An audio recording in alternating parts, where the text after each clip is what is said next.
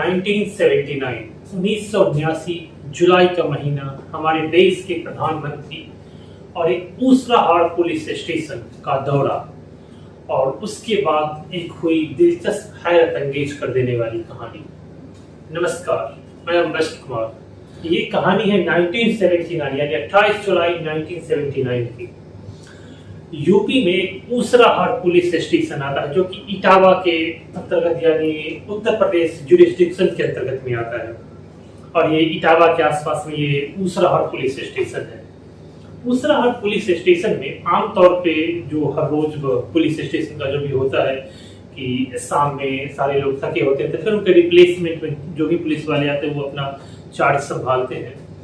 तो इसी तरह शाम 6:30 और 7 का समय हो रहा था। उस समय एक बुजुर्ग, पैरों में चप्पल नहीं, सर में मिट्टी लगा हुआ, हाथों में मिट्टी लगा हुआ, उनके कपड़ों में मिट्टी लगा हुआ एक बुजुर्ग आता है पुलिस स्टेशन। पुलिस स्टेशन में आने के बाद जो भी वहां पर पुलिस वाले थे उनसे वो पूछता है कि हमें दारोगा साहब से मिलना है, वो कहाँ है। तो और भी पुलिस वाले पूछते हैं कि क्या बात है बाबा, आप बताइए कि क्या हुआ आपके साथ।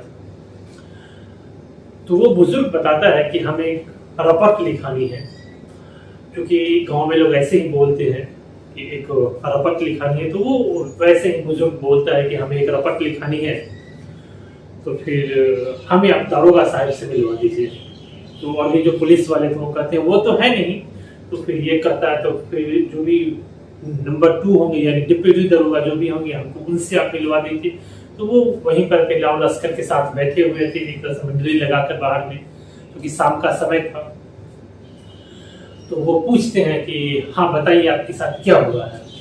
वो अब बुजुर्ग ये बताता है कि शाम को हम मेरठ से आ रहे थे, हम मेरठ के रहने वाले थे और हम इटावा आ रहे थे, इटावा अपना बैल खरीदने के लिए आए थे। सो हमारा एक पॉकेट कट गया है, यानी हमारा जेब कतरों ने जेब काट ली है। तो वो जो इंचार्ज थे वो इंचार्ज से पूछते हैं कि जो आमतौर पर पुलिस स्टेशन में होता है कि बहुत सारे सख्त सवाल होते हैं कि कैसे काट ली, इतने पैसे कहाँ से आए, आप कहाँ से आ रहे थे, इतने पैसे आए तो आपके पास आए कहाँ से, जो आमतौर पर हर पुलिस स्टेशन का सवाल होता है।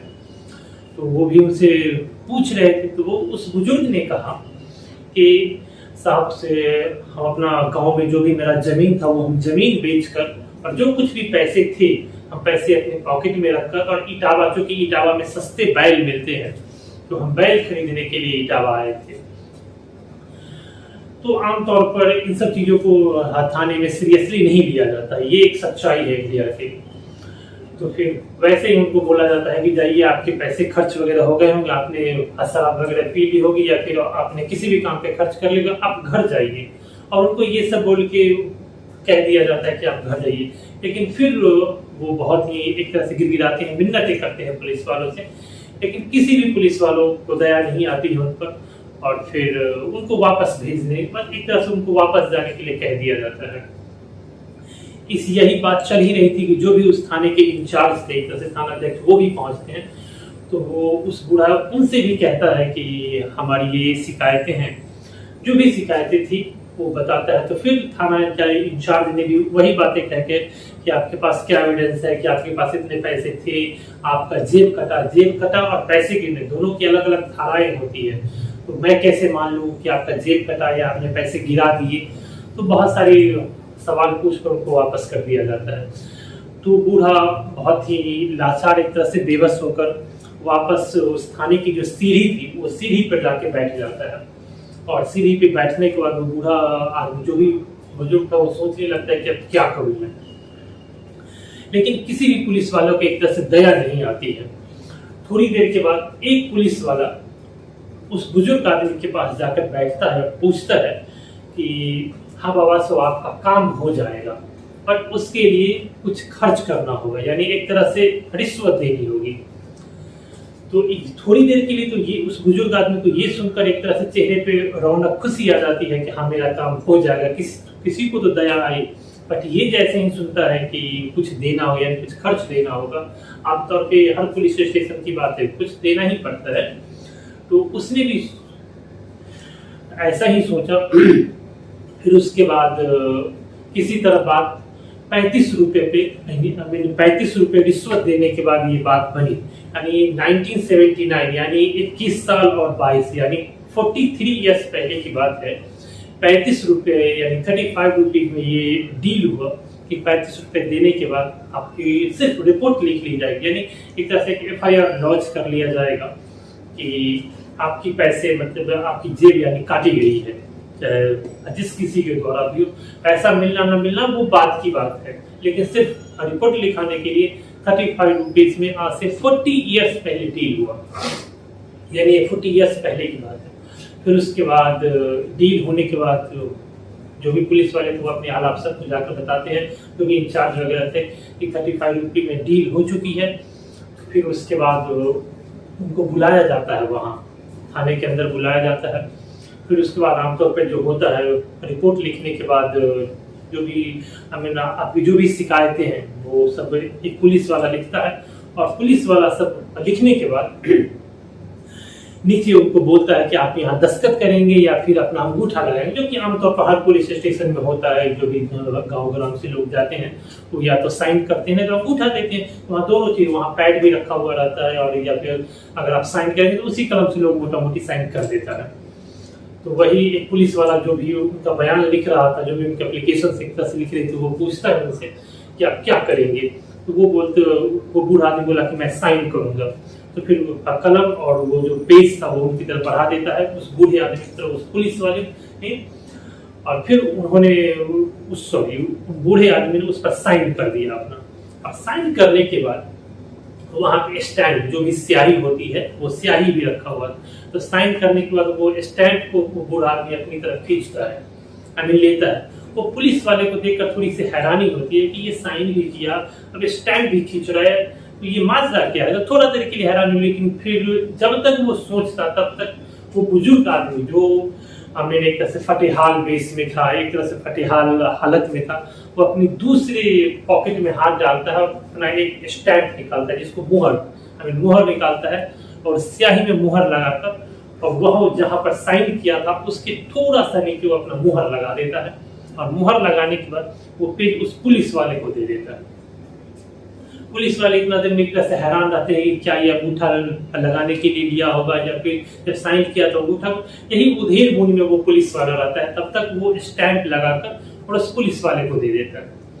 पुलिस वालों जैसे ही नजर पड़ती है तो साइन तो थोड़ा सा कॉम्प्लिकेटेड रहता है आमतौर पर, लेकिन जैसे ही उस मुहर पे नजर पड़ती है तो मुहर में जो लिखा हुआ था उस पे, वो मुहर में लिखा हुआ था prime minister government of India, Bharat सरकार। वो देखते हैं उस पुलिस वाले की एक तरह से हवा खराब हो जाती है, एक तरह से पैरों तले जमीन खिसक जाती है। उसके बाद वो जो भी पेज था वो कई हाथों से होते हुए इंचार्ज के पास जाता है। जैसे ही इंचार्ज को पता चलता है, फिर उसके बाद तो जो आमतौर पे थाने में होता है, एक तरह से हड़कंप सा मच जाता है। फिर और उस पर जो लिखा हुआ था, जो भी उस मोहर में लिखा हुआ था सिग्नेचर, उस सिग्नेचर पे लिखा हुआ था चौधरी चरण सिंह, यानी वो जो किसान के वेश में एक तरह से मिट्टी लगाए हुए, एक तरह से जो कुछ भी था उस वेश में हमारे देश के प्रधानमंत्री चौधरी चरण सिंह जी थे। उसके बाद तो पूरे थाने में हड़कंप मच जाता है।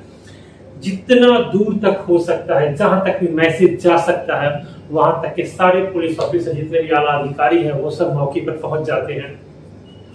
और उसके बाद जो एक तरह से सिलसिला शुरू होता है एक्सक्यूज करने का, माफी मांगने का, जो कुछ भी सिलसिला शुरू होता है, क्योंकि एक देश के प्राइम मिनिस्टर से रिश्वत मांगने का मामला आ गया था। उसके बाद जो कुछ भी हो सकता था, लोगों ने बार्गेनिंग करना, प्राइम मिनिस्टर से एक्सक्यूज करना, जितने भी उस एरिया उस जुरिसडिक्शन के जितने भी पुलिस ऑफिसर थे माफी मांगे, जो कुछ भी है वो सिलसिला शुरू हो जाता है। और फिर जाते जाते वो एक फरमान सुना कर जाते हैं कि इस पुलिस स्टेशन को सस्पेंड कर दिया जाए, और उसके बाद उस पुलिस स्टेशन को जितने भी कर्मचारी थे उस पुलिस स्टेशन को सस्पेंड कर दिया जाता है। और फिर वो अपने वो काफिले के साथ दिल्ली चले जाते हैं। तो आखिर ये ऐसा क्यों? आखिर हमारे देश के प्राइम मिनिस्टर ने आखिर ऐसा किया क्यों? करने के पीछे कुछ तो वजह रही होगी। तो वजह शुरू होती है खासकर चौधरी चरण सिंह जी हमारे देश के deputy prime minister, finance minister, home minister और यूपी के सीएम भी वो रह चुके थे। तो सीएम रहते हुए हमें उनके पास, और खास के एक और बात की, लैंड रिफॉर्म जो भूमि सुधार होता है उसको लेकर उन्होंने काफी ज्यादा काम किया, और किसान नेता, जाट नेता थे वो, है ना। तो किसान नेता और जाट नेता होने के नाते किसानों के बीच उनकी बड़ी अच्छी पकड़ थी। जब भी वो प्रधानमंत्री होते हुए भी जब भी अगर वो अपने गांव जाते थे तो सबको इंडिविजुअली, पार्टिकुलरली नाम से जानते थे। तो जाट नेता, किसान नेता होने के बाद बहुत सारे किसान ने, जाट नेताओं ने ऐसी कंप्लेंट्स की थी उनके यहाँ कि हमारे यहाँ पुलिस स्टेशन में हमारी कोई रिपोर्ट नहीं लेता, रिपोर्ट अगर लिखी भी जाती है तो उसके बदले पैसे मांगे जाते हैं। तो बहुत सारी कंप्लेंट्स थी। अगर चौधरी चरण सिंह जी अगर ये चाहते तो अपने बहुत सारे अधिकारी, अपने मंत्री के जरिए उस पुलिस स्टेशन का कुछ भी करवा सकते थे, और उन्होंने उस कंप्लेंट्स को अपने तक ही रख लिया। और अपने तक कंप्लेंट्स को रखने के बाद उन्होंने ये डिसाइड किया मैं खुद ही इसकी इन्वेस्टिगेशन करूंगा कि क्या ये सच है।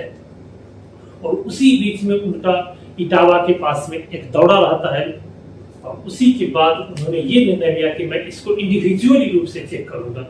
और जब सारा कार्यक्रम इटावा के आसपास में, जब सारा कार्यक्रम उनका खत्म हो जाता है, तो अपने जो पीए थे, सेक्रेटरी और जो भी सिक्योरिटी थे, लाहौर लश्कर जो भी उनका था, खास के पीए को अपने कॉन्फ्रेंस में लेते हैं और उनको कहते हैं कि ये आप मुझे एक जगह बीच में कहीं उतार दीजिए और आप लोग ये काफिला लेकर कहीं दूर निकल जाइए। और हम इस उसरा हाट पुलिस, चूंकि कई कंप्लेंट्स होती है, उसरा हाट पुलिस स्टेशन को लेकर ही थी। उसरा हाट पुलिस स्टेशन को जरा मैं चेक करके देखता हूँ कि क्या वाकई जो भी कंप्लेंट्स है वो कंप्लेंट्स सही है या नहीं है। और उसी के लिए वो, चूंकि बहुत सारे कंप्लेंट्स थी और खासकर बहुत सारे कंप्लेंट्स में ये उसरा हाट पुलिस स्टेशन के लिए ही बहुत सारी कंप्लेंट्स थी, इसीलिए उन्होंने इस पुलिस स्टेशन को चुना और उसके बाद इसका दौरा किया। कहानी कैसे लगी जरूर बताइए कमेंट्स करके। Thank you so much.